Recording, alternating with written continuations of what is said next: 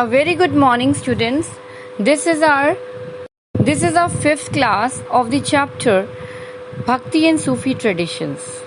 And today I am going to start the topic on page number 153, the growth of Sufism. कैसे growth हुआ Sufism का India में?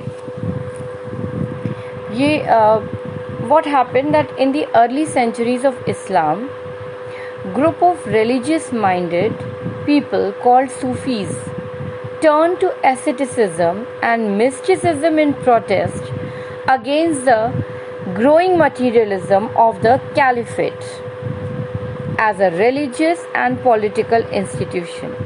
अब ये आपको एक बार फिर से रिवाइज करना होगा जो आप लोग पहले भी 11th क्लास में पढ़ चुके हैं कि कैसे इस्लाम का ग्रोथ हुआ था. शुरुआत में प्रॉफिट मोहम्मद की डेथ के बाद ये हुआ कि कौन उनको आगे सक्सीड करेगा, कौन उनका सक्सेसर होगा जो आगे इन सब चीज़ों को कंटिन्यू करने वाला है इस्लाम रिलीजन की ग्रोथ के लिए.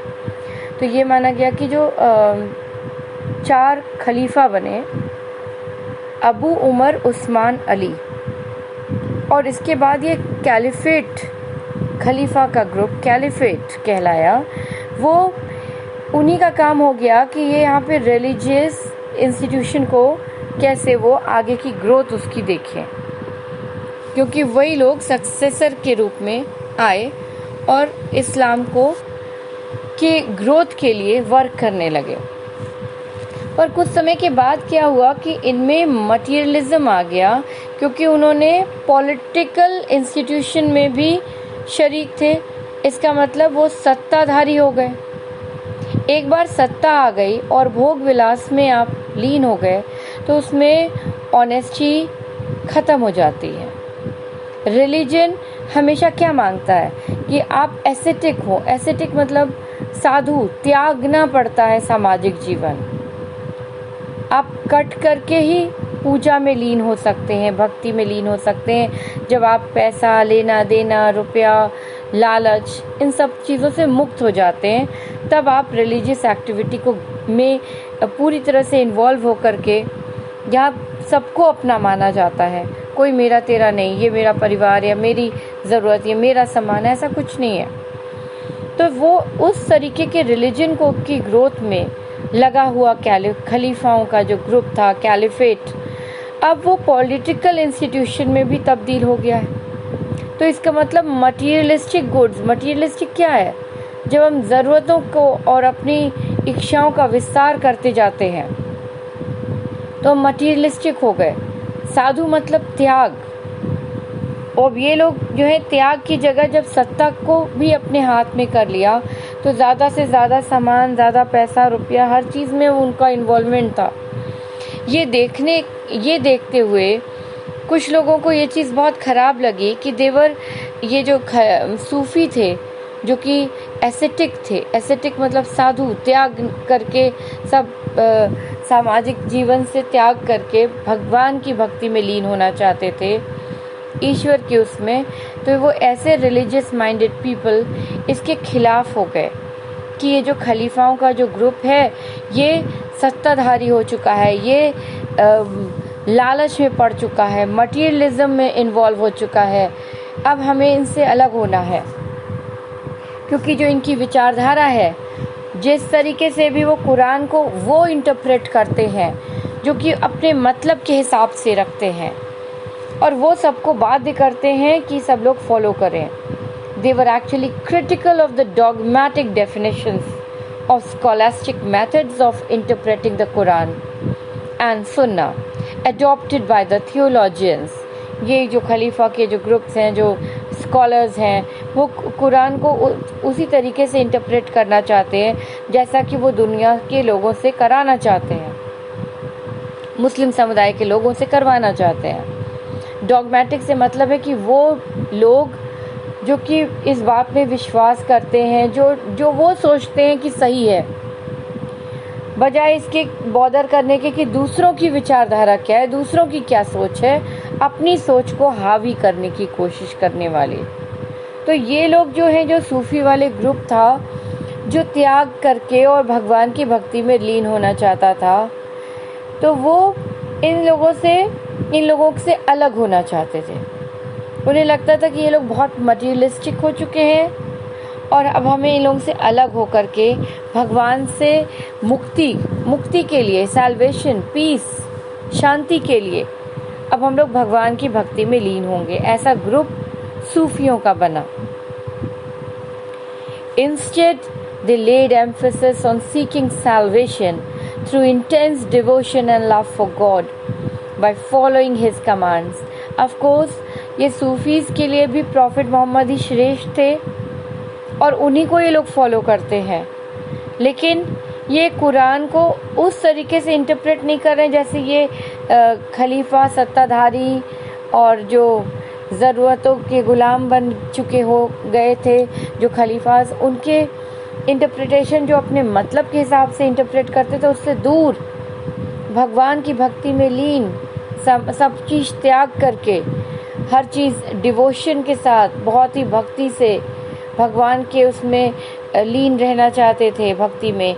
और उनको इस तरीके से क्या चाहते थे, हमें शांति मिले, सैल्वेशन मिले, मतलब मुक्ति मिले, भगवान का आशीर्वाद मिले। और वो लोग प्रॉफिट मोहम्मद के को ही मानते थे परफेक्ट ह्यूमन बीइंग। उनके लिए आइडियल वही थे प्रॉफिट मोहम्मद। और उनको जब कुरान को, उनकी जो कुरान जो लॉ बुक है ऑफ मुस्लिम्स, वो उसको किस तरीके से, किस आधार पे इंटरप्रेट करते थे कि उन खुद के पर्सनल एक्सपीरियंस पे, उनका खुद का पर्सनल एक्सपीरियंस क्या है, मतलब किसी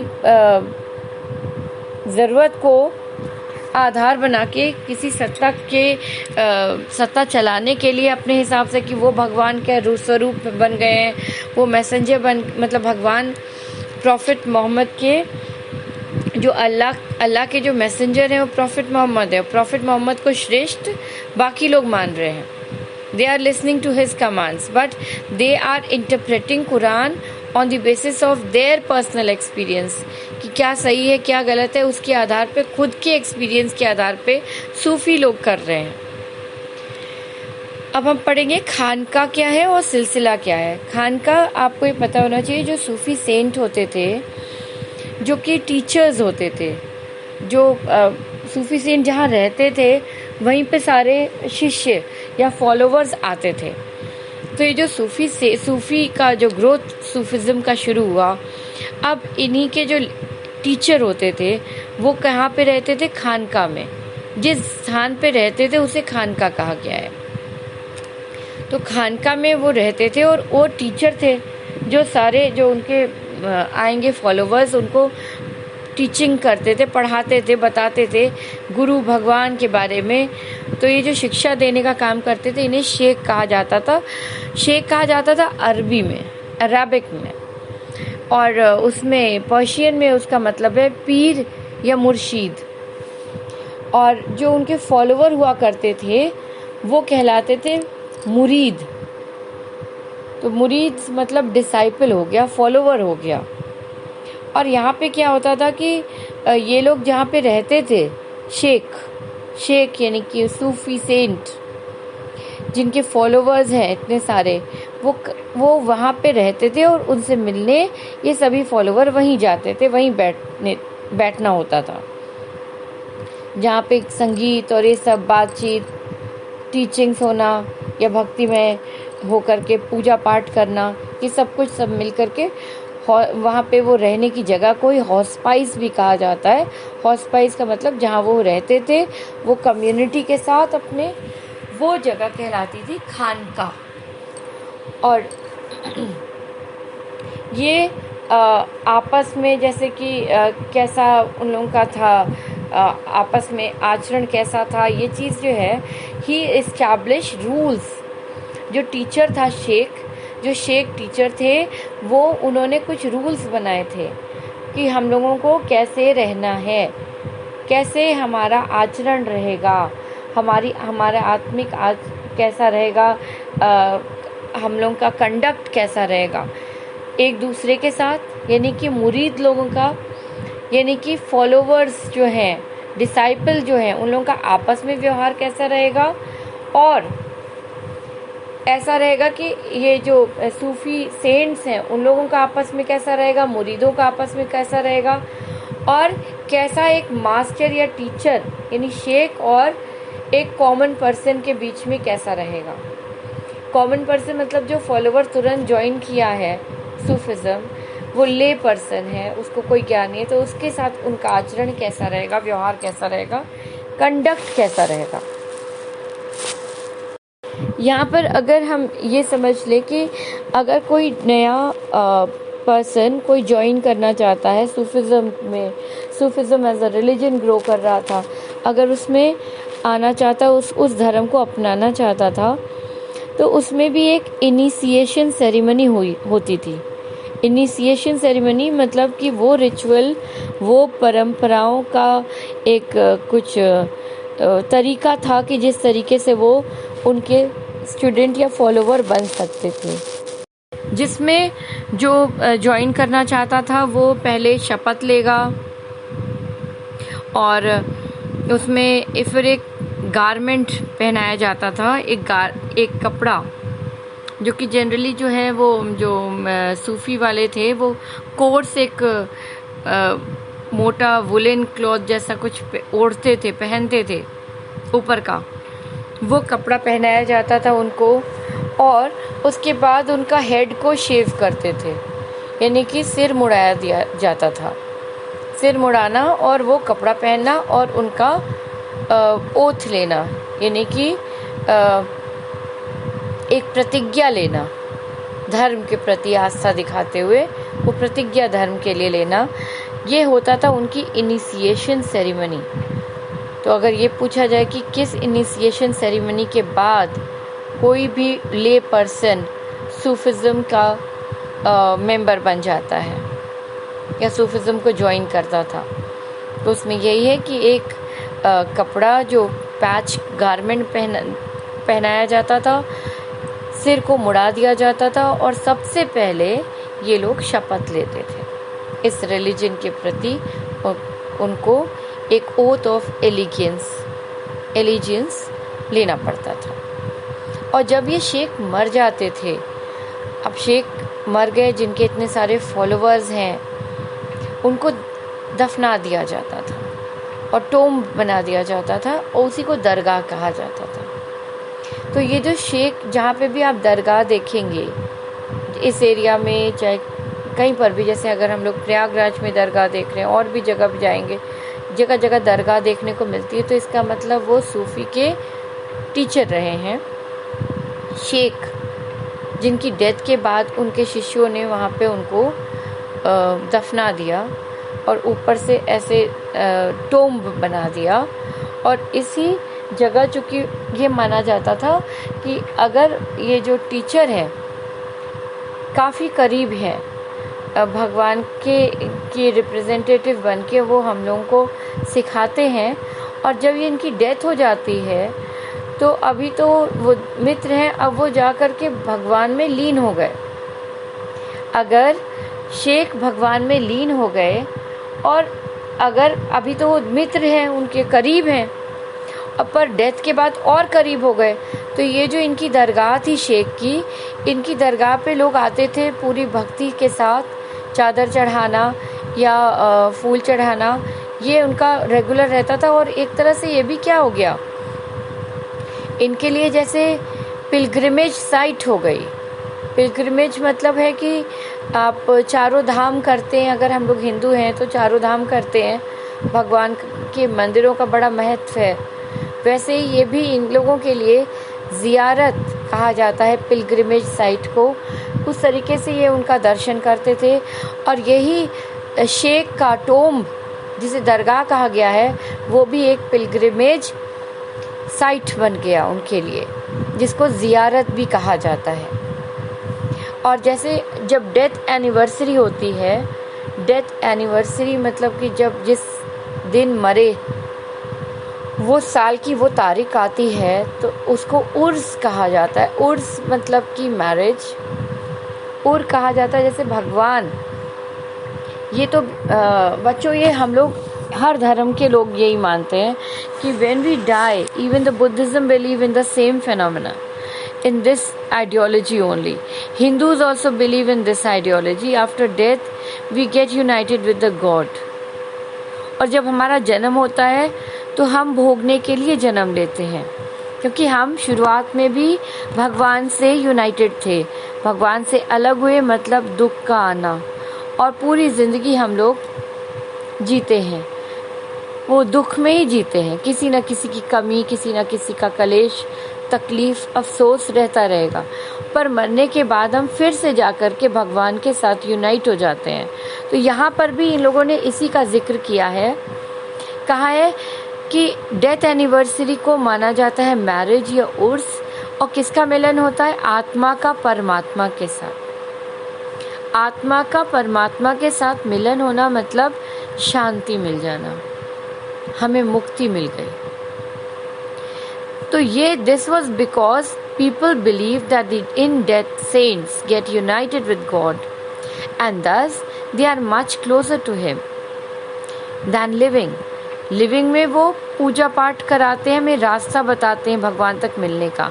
पर चूंकि हमारे गुरु मरने के बाद सीधे भगवान से मिल गए हैं, तो अगर हम उनकी दरगाह पर रोज़ आएंगे या उनकी डेथ एनिवर्सरी पे विशेष उत्सव की तरह मनाएंगे, तो क्या होगा कि हम उनका आशीर्वाद पाएंगे गुरु का, और ज़्यादा आशीर्वाद मिलेगा, क्योंकि वो तो भगवान से मिल चुके हैं. तो मतलब भगवान का भी आशीर्वाद हमें दिलवा देंगे. तो this is what is believed. इसीलिए ये भक्त अपने गुरु शेख को कहने लगे वली. वली का मतलब यही है कि the person got united with the God, and so with respect it was he was called as wali. वली का मतलब है गॉड. वली का मतलब है फ्रेंड ऑफ गॉड, जो कि सूफी थे. And who claims proximity with Allah acquiring his grace बरकत. मतलब ये जो सूफ़ी हैं, सूफ़ी जो टीचर हैं, वली उनको कहा गया. वो वली वो भगवान के करीब हैं, भगवान के पास हैं. तो वो उनका जो ग्रेस है, उनकी ग्रेस से, भगवान की ग्रेस से उन्हें बरकत मिलेगी. और बरकत से क्या करामात कर पाएंगे? मिरेकल्स, जादू कर पाएंगे वो लोग. इस्लामिक टेक्स्ट में यहाँ पे आपने देखा होगा 153 पेज पे ब्लू बॉक्स बना है सूफिज़्म एंड तसव्वुफ, क्योंकि इस्लामिक की किताबों में टेक्स्ट में मिला है कि सूफिज़्म को तसव्वुफ के रूप में मेंशन किया है. तसव्वुफ में एक्चुअली जो सफ़ का मतलब होता है वूल, एक्चुअली सफ़ा का मतलब है साफ, विथ प्योरिटी. ये एक कोर्स मटेरियल था जो कि सूफीज़ पहनते थे. उसके कपड़े, उस कोर्स मटेरियल क्लॉथ के कपड़े पहनते थे, इसीलिए उन्हें सूफीज़ को सफ़ा, तसव्वुफ कहा जाता है. और it may also have been derived from Safa, the platform outside the Prophet's mosque. जो मॉस्क के बाहर जो एक प्लेटफॉर्म बना रहता है चौड़ा सा, जहाँ पे लोग जाके बैठते हैं, असेंबल करते हैं, जहाँ पढ़ाई करते हैं, धर्म के बारे में पढ़ाई करते हैं, वो प्लेटफॉर्म को भी सफ़ा का कहते हैं. तो इसीलिए हम लोग मानते हैं तसव्वुफ जो है वो सूफिज़्म के लिए यूज़ किया गया है इस्लामिक टेक्स्ट में. इसीलिए अब हम लोग पढ़ेंगे outside the khanqah. Some mystics relate initiated movements based on the radical interpretation of Sufi ideals. Many scorned the Khanka and took to mendicancy and observed celibacy. बहुत से लोग जो इनके विरोधी थे उन्होंने इनको इस रूप में देखा कि ये लोग ऐसे साधु हैं, ऐसे रिलीजियस पीपल हैं जो भगवान के साथ संवाद करने में लगे रहते हैं. एक्सट्रीम है बहुत ज़्यादा कि वो एक तरह से बेगिंग के रूप में लाइफ, क्योंकि हम लोग ने पढ़ा था ना भक्ति, उसमें बुद्धिज़्म में पढ़ा था कि कैसे भिक्षु के रूप में जीवन यापन करना पड़ता है, मांग करके, बेगिंग करके, घर घर भिक्षा मांगनी होती है। उसी तरह इन खानका में रहने वालों को भी इन्होंने ऐसे ही, उन लोगों ने भी उनके हिसाब से, या मुस्लिम समुदाय के हिसाब से, ये लोग बहुत ही ज़्यादा इनसे नाराज़ होकर बोले कि ये जो खानका में रहने वाले लोग हैं, ये बेगिंग प्रैक्टिस, ये मेडिकेंसी मतलब बेगिंग प्रैक्टिस को फॉलो करते हैं, भीख मांग के, भिक्षा मांग के काम करते हैं और ब्रह्मचर्य को फॉलो करते हैं। और इनके बहुत सारे रिचुअल्स हैं जो कि वो एक्सट्रीम फॉर्म है कि भक्ति में केवल बहुत सारे जो हम लोग की जो परंपराओं वाले रिचुअल्स हैं, परंपराओं को तोड़ने का काम करते हैं, ये उनको फॉलो नहीं करते हैं। और अपनी भक्ति वाला जो एकदम डिफरेंट है, एकदम पूर्णतः भक्ति में लीन है रहना, ये एक्सट्रीम फॉर्म है जिसमें ये लोग जो शारिया लॉ के हिसाब से पूरी तरह से फॉलो नहीं करते हैं। इसीलिए इनको अलग अलग नामों से उन लोगों ने पुकारा। कलंदर कहा, मदारी कहा, मलांग कहा, हैदरीज कहा।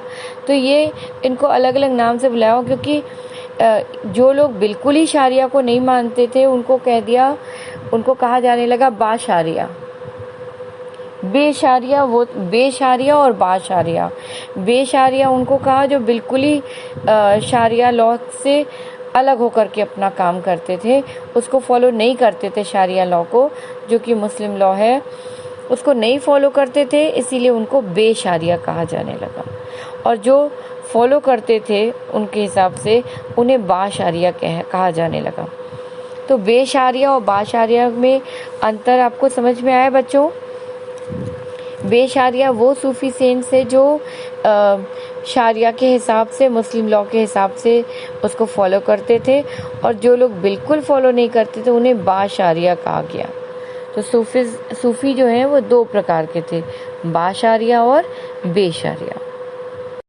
Now the 7th topic is the Chishtis in the subcontinent. इतने सारे सूफिज्म के ग्रुप के जिन्होंने माइग्रेट करके यहाँ पर रहना शुरू किया भारत में, और लेट 12th सेंचुरी में जो लोग आए उनमें से एक चिश्ती ग्रुप था। चिश्ती से सूफी सेंट में जो सबसे ज़्यादा प्रभावशाली थे, सबसे ज़्यादा इन्फ्लुएंशियल थे, क्योंकि इनकी ख़ास बात थी, अगम चिश्तीज़ की वो ख़ास बात जिसने इनको भारत में इन्फ्लुएंशियल बनाया। अगर उन कैरेक्टर्स के बारे में बात करें तो वो बहुत आसानी से अपने को ढाल लेते थे कि जहाँ पे हम अपने लोकल जिस लोकल एनवायरनमेंट में उनको रहना है उसके हिसाब से अपने को ढाल लेना, ये उनकी पहली क्वालिटी थी। और दूसरी ये कि वो जैसे लोकल ट्रेडिशंस को भी अडॉप्ट कर लेते थे, मतलब पूर्णतः इस्लाम ट्रेडिशंस नहीं रखे उन्होंने, लोकल ट्रेडिशंस को भी, जो इंडियन थे, इंडिया के जो डिवोशंस या इंडिया की जो पूजा के करने के तरीके हैं उनको भी, उन ट्रेडिशंस को भी अपने में समाहित कर लिया, अपने रिलीजन में समाहित कर लिया। तो इससे क्या फ़ायदा हुआ कि जो यहाँ पे हिंदू डोमिनेटेड सोसाइटी थी वो भी इनके फॉलोवर के रूप में उभर कर आई। इन्हीं सारी क्वालिटीज़ ने चिश्तीज़ को भारत में सबसे ज़्यादा इन्फ्लुएंशियल या प्रभावशाली बनाया। Now we'll study about how was the life of the चिश्तीज़ in खानका। तो एक खानका था जो सबसे important, one of the very important था, वो था शेख निज़ामुद्दीन का खानका या हॉस्पाइस। वो था यमुना नदी के किनारे और घियासपुर में। घियासपुर एक्चुअली दिल्ली के आउटस्कर्ट्स में बना हुआ, मतलब बाहरी हिस्से में, बाहर बाउंड्री जो है उसकी न्यू दिल्ली की बाहर के साइड में बना है घियासपुर। तो दिल्ली सिटी के आउटस्कर्ट्स में बना हुआ घियासपुर में यमुना नदी के किनारे ये शेख निज़ामुद्दीन चिश्ती की दरगाह है। हॉस्पाइस वहाँ पे था उनका। हॉस्पाइस एक्चुअली जहाँ पे वो रहते थे, खानका की बात कर रहे हैं, पहले दरगाह की बात नहीं कर रहे, खानका की बात कर रहे हैं। ये यमुना नदी के किनारे था घियासपुर में। और यहाँ पे क्या होता था कि जहाँ पे ये भक्तों के साथ अपने जो मेंबर्स हैं सूफीज़ के, उनके साथ रहते थे। तो ये इसमें कितने कमरे थे, खूब सारे छोटे छोटे कमरे थे और एक बड़ा सा हॉल था। जो बड़ा सा हॉल था और कमरे थे, वहाँ पे एक्चुअली जो हॉल में सब लोग प्रेयर करते थे सारे लोग मिल कर के, और जो कमरे थे उसमें उनके इनमेट्स मतलब हो गया कि जो लोग उनके साथ रहते थे, तो रहने वालों में उनके खुद की फैमिली के मेंबर्स रहा करते थे, और वो लोग जो कि उनके शिष्य थे वो भी रहते थे, और कुछ लोग जो उनके ध्यान रखते थे, अटेंडेंट कहलाते थे, वो भी उसी में रहते थे। और शेख जो है छत के ऊपर एक कमरा रहता था, उसमें शेख used to live there, and वहाँ पे सारे जो विजिटर्स थे वो छत पे जाते थे, उनकी अपनी बातें करने, अपनी समस्याओं को रखने उनके सामने, और जिन समस्याओं के वो समाधान बताते थे। He used to solve the problems and also discuss their problems to provide a better solution. Now a veranda was surrounded that surrounded the courtyard. आंगन के किनारे किनारे जो वेरांडा बना था वो, और फिर उसके बाद बाउंड्री वॉल था जो पूरे कॉम्प्लेक्स को बाहर से किनारे बाहर की वॉल से घेर देता था। अब कभी कभी ऐसा भी देखा गया है कि ये जो खानका था वो बेहद सुरक्षित जगह थी, जहाँ पे मंगोल का इन्वेजन होने वाला था, तो लोग मारे डर के, बगल के राज्यों के लोग, बगल के एरिया के लोग इनके खानका में भाग आए छिपने के लिए कि कहीं मंगोल इन्वेजन में वो लोग मारे न जाएं। तो एक तरह से it was like to seek refuge in his khanka. It was such a safe place. So that is why the people believe so much and pay a lot of respect to him. So that is why they feel so safe in his khanka.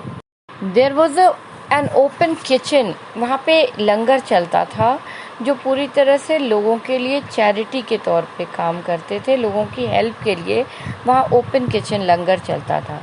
तो चाहे पूरी सुबह से लेकर रात तक हर तरह के लोग वहाँ आते थे, from all walks of life, मतलब चाहे वो अमीर हो, चाहे वो गरीब हो, चाहे वो किसी भी सेक्शन ऑफ सोसाइटी का हो, किसी भी रिलीजन का हो, सभी लोग आते थे। चाहे वो सोल्जर हुआ करता था, चाहे स्लेव्स थे, सिंगर भी वहाँ आते थे, मर्चेंट्स भी आते थे, पोएट भी आते थे, ट्रैवलर्स भी चले आते थे वहाँ पे क्योंकि लंगर है। और रिच भी आते थे तो गरीब भी आते थे, पुअर भी आते थे, रिच और पुअर बोथ। हिंदू जोगीज भी आते थे और कलंदर्स भी, मतलब जो इनके डिसाइपल या मुरीद बनना चाहते थे, ऐसे लोग जो ताबीज़ यानी एम्यूलेट्स, ताबीज़ बनवाते थे ताकि उनकी समस्याओं का समाधान हो जाए, बीमार हैं तो ठीक हो जाएं। या वो जो शेख थे, टीचर थे वहाँ के जो शेख, वो डिस्कस करते थे उनके साथ। इंटरसेशन से मतलब है कि उनसे बातचीत करके उनकी समस्याओं के समाधान करते थे।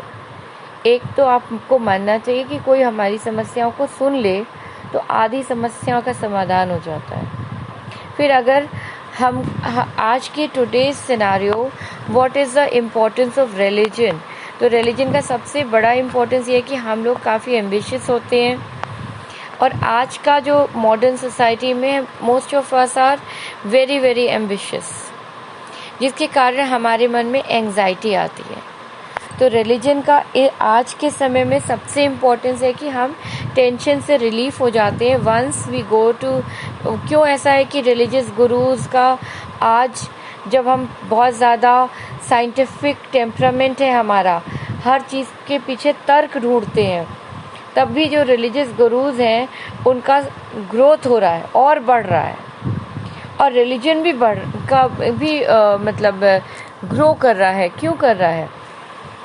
आज हम ज़्यादा टेंस्ड हैं तो हम जाके रिलीजियस गुरुज के साथ बैठे, अपनी बातों को रखा, उन्होंने हमारी बात शांति से सुन ली, हमें थोड़ा सा हल्का महसूस हुआ। फिर हम भगवान की पूजा उनके अंडर में, उनके साथ में रह कर के बातें भगवान की हुई तो मन को शांति मिली।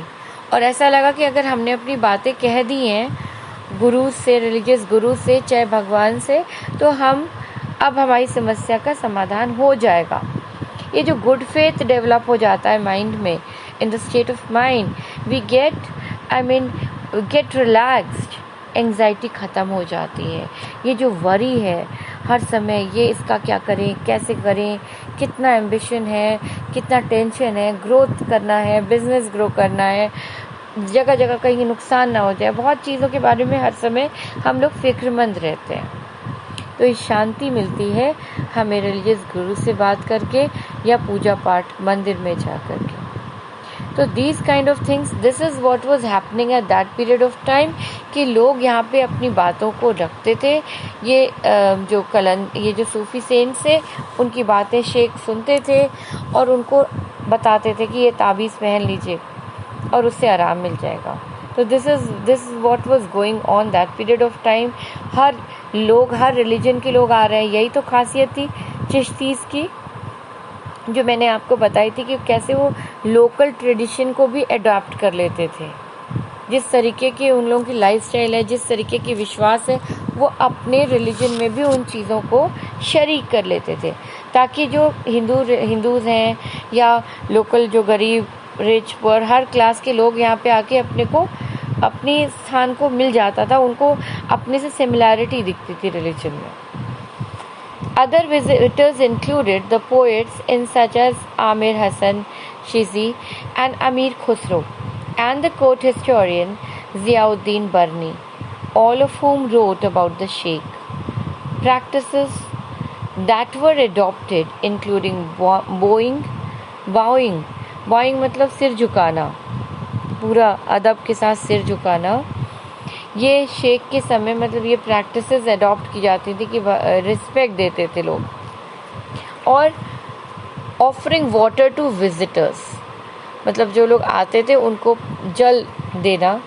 ये, और जो फॉलो करना चाहते हैं उनका सिर को, जो मैंने आपको बताया था कि इनिशिएशन सेरेमनी, जो शरीक होना चाहते हैं, जो नए लोग हैं, जो शेख के मुरीद बनना पसंद करते थे, उन्हें शुरू में एक ओथ लेना होता था। ओथ यानी कि प्रतिज्ञा, और अपना सिर मुड़ाना होता था। और जब वो लोग आते थे तो पहले सिर झुकाना होता है दरगाह पे, फिर उसके बाद वो पानी, जल ऑफ़र करते हैं, फिर इन लोगों का सिर मुड़वाया जाता है, मुंडन हो जाता है, और कुछ यौगिक एक्सरसाइजेस करवाई जाती थी। Represented attempts to assimilate local traditions. यौगिक जो प्रैक्टिसेस हैं, ये यौगिक एक्सरसाइजेस हैं, या सिर मुड़ा देना, सिर मुड़वाना एक्चुअली ये हिंदूज़ की सेरेमनीज़ में शामिल रहता था। तो इन्होंने बहुत से लोकल ट्रेडिशंस को फॉलो करना शुरू किया था। Sheikh Nizamuddin appointed several spiritual successors and deputed them to set up hospice in various parts of the subcontinent. As a result, the teaching and practices and organization of the Chishtis, as well as the fame of the Sheikh, spread rapidly, and this in turn drew pilgrims to his shrine and also to the shrine of his spiritual ancestors. इन्होंने निज़ामुद्दीन की सोच ऐसी थी, शेख निज़ामुद्दीन की, कि इन्होंने बहुत सारे उनके अपने सक्सेसर्स, मतलब जो फॉलोअर्स, उसमें जो काफ़ी नॉलेजफुल लोग थे, उनमें से सूफीज़ में से सक्सेसर अपॉइंट किया, और कौन उनको आगे चल के उनके नहीं रहने पर कौन उनका सक्सेसर बनेगा। ऐसे बहुत सारे लोगों को इन्होंने बाहर भेजा, जगह जगह भेजा भारत में, और वहाँ पे उन्हें खानका बनवाने के लिए बोला कि वहाँ खानका बना के वहाँ पे भी टीचिंग प्रैक्टिस को कंटिन्यू करो। और इस तरह से चिश्तीज़ का और शेख का खूब तेज़ी से भारत में सूफिज़म प्रैक्टिस के रूप में, सूफी सेंट के रूप में ग्रो किए, और भारत में काफ़ी उनकी जो शिक्षा है फैली। चिश्ती डिवोशनलिज्म, ज़ियारत एंड कव्वाली।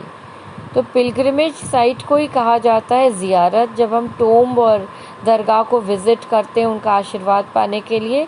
तो ये सभी मुस्लिम वर्ल्ड में फेमस है, और इसी प्रैक्टिस को कहा जाता है कि उनका आशीर्वाद लेना या ग्रेस लेना, स्पिरिचुअल ग्रेस लेना सूफीज़ का, यानी कि बरकत। जैसे हम लोग जाए बरकत मिलना मतलब भगवान का आशीर्वाद मिलना। For more than 7 centuries, people of various creeds, classes, social backgrounds have expressed their devotions at the dargah of the 5 great Chishti saints।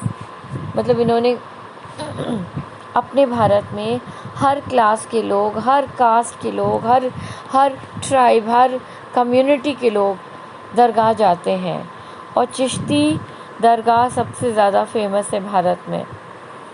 उनके ऊपर लोगों की अपार आस्था है, इसीलिए लोग वहाँ पे विज़िट करते हैं उनकी चिश्ती दरगाह पर। और जो मोस्ट रेवर्ड हैं इन सब में, जो सबसे ज़्यादा जिनकी ऊपर लोगों की आस्था है या लोग रिस्पेक्ट करते हैं, तो वो हैं ख्वाजा मोइनुद्दीन चिश्ती। ख्वाजा मोइनुद्दीन चिश्ती की जो दरगाह है वो सबसे ज़्यादा लोगों का विश्वास है उनकी दरगाह पर, और लोग विज़िट करते हैं, और उन्हीं को कहा जाता है गरीब नवाज़। तो बच्चों, अगर ये क्वेश्चन पूछा जाए कि गरीब नवाज़ किस सूफ़ी सेंट को, किस सूफ़ी सेंट को कहा जाता है, तो वो है ख्वाजा मोइनुद्दीन चिश्ती। जिन गरीब नवाज मतलब कंफर्टर ऑफ द पुअर, जो गरीबों को आराम दिलाने वाला, गरीब नवाज। The earliest textual reference to Khwaja Moinuddin dargah date to 14th century. It was evidently popular because of the austerity and piety of its sheikh, the greatness of his spiritual successors, and the patronage royal visitor. Khwaja Moinuddin Chishti की दरगाह के बारे में regarding his evidence, textual evidence अगर मिलता है हमें कहीं पर लिखा हुआ मिलता है, तो वो हमें 14th सेंचुरी के दौरान लिखा हुआ चीज़ें मिलती हैं, टेक्सचुअल रेफरेंस मिलता है कि ये हर जगह फेमस था। ये मोइनुद्दीन चिश्ती के लिए फेमस था कि वो बहुत ही ज़्यादा कठोर तपस्या करने वाले, बिकॉज उनकी जो बहुत एक्सट्रीम ऑस्टेरिटी थी, ऑस्टेरिटी का मतलब कठोर जीवन, जिसमें सब चीज़ त्याग करके कठिन जीवन जीने के लिए तैयार, और पेटी का मतलब है कि जो भगवान के लिए बहुत ज़्यादा भक्ति दिखाएं, those who have deep respect for God and religion as well. तो वो ऐसा शेख, ऐसे टीचर थे वो। और greatness of his spiritual successor भी एक कारण था कि उनकी ग्रोथ का, कि जो सक्सेसर्स थे जो जहाँ जहाँ भी गए उन्होंने भी खूब उन्हीं के तरीके से ग्रोथ किया रिलीजन की, कठोर तपस्या का जीवन उन्होंने भी जिया, उनके सक्सेसर्स ने। और उसके बाद इनको जो एक रॉयल पैट्रनेज, मतलब हर रिलीजन के बारे में मैंने आपको बताया था कि रूलिंग क्लास के बिना पैसे के सहयोग के किसी भी रिलीजन का ग्रो करना पॉसिबल नहीं होता है। तो इन लोगों को रॉयल पैट्रनेज के रूप में मोहम्मद बिन तुगलक से काफ़ी हेल्प मिली, जो कि Muhammad bin Tughlaq was the first sultan to visit the shrine of Moinuddin Chishti. So हालांकि हमें कुछ रेफरेंसेस मिलते हैं कि जो कंस्ट्रक्शन करवाया टोम्ब का, वो पहली बार अर्लीस्ट पर्सन जिसने फंड किया था, जिसने पैसे दिए थे बनवाने के लिए टोम्ब को, वो थे sultan Ghiyasuddin Khalji of Malwa. Since the shrine was located on the trade route linking Delhi and Gujarat, it attracted lot of travelers. वो सभी जो दरगाहs हैं या टोम्ब्स हैं, वो जो एकदम ट्रेड रूट के एरिया में लोकेटेड है, तो जितने भी लोग जाने वाले हैं, ट्रैवलर्स हैं, सभी के लिए आकर्षण का केंद्र बन जाती हैं थी ऐसी दरगाह. By the 16th century, the shrine had become very popular. In fact, it was spirited singing of pilgrims around bound for Ajmer that inspired Akbar to visit the tomb. He went there 14 times. So if I ask you, if a question is asked that which ruler visited Dargah for 14 times, it is none other than Akbar the Great. He visited the tomb of Sheikh Moinuddin Chishti for 14 times. So this is very important one, and he went sometimes 2 or 3 times a year. 14 times जाते थे और कम से कम 2-3 बार तो पूरे एक साल में चले ही जाते थे. To seek the blessings for new conquest, fulfillment of new vows and birth of son. तो वो एक अपने लड़के के जन्म के लिए उनसे मांगने जाते थे भगवान से, यानी कि दरगाह में इसीलिए जाते थे कि उनसे मन्नत मांग सकें कि उनके लड़का हो. दूसरा, वो कोई भी नया आक्रमण करने वाले हो किसी जगह पे, या कोई नए एरिया को अपने कंट्रोल में करना चाहते हो, कॉन्क्वेस्ट करना चाहते हो नए एरियाज़ को, तो उसके लिए भी जाते थे कि वहाँ से आशीर्वाद लेकर आएँ, ताकि उनकी जो प्रतिज्ञाएं हैं कि उस एरिया को जीतना है, या जो प्रतिज्ञाएं उन्होंने ली हैं उन्हें पूरी करने के लिए वहाँ से बरकत लेकर आते थे, आशीर्वाद लेकर आते थे. He maintained this tradition until 1580. 1580 तक उन्होंने इस ट्रेडिशन को बरकरार रखा. Each of these visits was celebrated by generous gifts, which were recorded in imperial documents. जो राजा के जो कहने पर जो पूरा रिकॉर्ड्स लिखते हैं राजाओं के, उन सभी रिकॉर्ड्स में ये सब मेंशन है कि कैसे जब 2-2, 3-3 साल, मतलब 3-3 बार एक साल में राजा विजिट करते थे अकबर, तो कितने सारे गिफ्ट्स देते थे वहाँ पे दरगाह पर, जो कि उसकी ग्रोथ में और मददगार साबित होता था. ये सब कुछ रिकॉर्ड किया गया है इंपीरियल डॉक्यूमेंट्स में, शाही दस्तावेज में. For example, in 1568 he offered a huge cauldron deg to facilitate cooking for pilgrims. He also had a mosque constructed within the compound of the dargah. दरगाह के अंदर एक मॉस्क मस्जिद बनवाई थी अकबर ने 1568 में. उन्होंने कितना और 1568 में इन्होंने खूब बड़ा सा भगोना गिफ्ट किया जिसमें ढक्कन लगा हुआ था, ताकि यहाँ पे क्या होता था, आपको बताया था ना कि लंगर खिलाते थे. लंगर यानी कि कॉमन किचन, हर ग्रुप के लोगों को, rich poor, her field of walk of field, मतलब हर एरिया, हर कास्ट, हर रिलीजन के लोग यहाँ आते थे जिनके लिए भोजन की व्यवस्था थी. तो जो कॉमन किचन के लिए ही अकबर ने खूब बड़ा सा भगोना गिफ्ट किया जो कि ढक्कनदार था, और एक मस्जिद बनवाई जो कि दरगाह के अंदर थी. फिर ऑल्सो अ पार्ट ऑफ ज़ियारत is the use of music and dance, including mystical chants performed by specially trained musicians or the qawwals to evoke the divine ecstasy. इसका मतलब ये जो हम देखते हैं ना कि जहाँ पर भी दरगाह जाते हैं, चिश्ती दरगाह जाते हैं, यहाँ पे एक कव्वाली चलती है जो भगवान के ऊपर गीत को गाते हुए कव्वाली करते हैं, कव्वाल्स.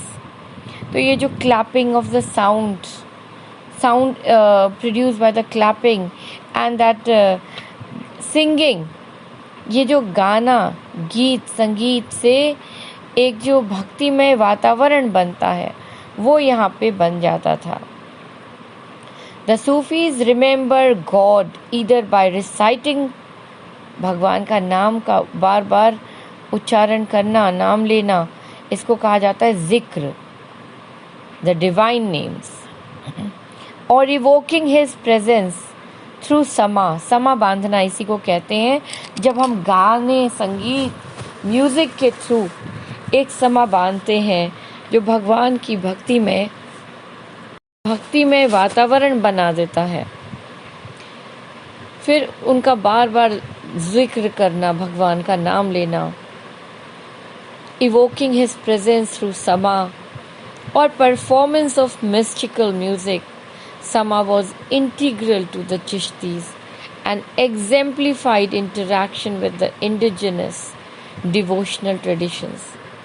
कि हम जानते हैं कि जो भक्ति में एटमॉस्फेयर बनाने के लिए जो समा का यूज़ करना, ये मिस्टिकल म्यूज़िक, ये हिंदू की भक्ति में हमेशा से रहा है। कीर्तन का, भजन कीर्तन, नाम भजना, दिस इज़ व्हाट इज़ जिक्र। तो ये इसी तरह की चीज़ों को इन लोगों ने भी यूज़ किया, चिश्तीज़ ने, ताकि एक जो लोकल लोगों का जो डिवोशन है, जो परंपरा है, तरीका है पूजा करने का, वो भी इसमें शामिल हो।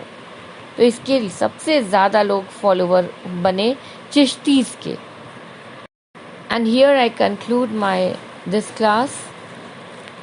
And till then, please keep completing your assignments and keep revising your work. See you. Goodbye.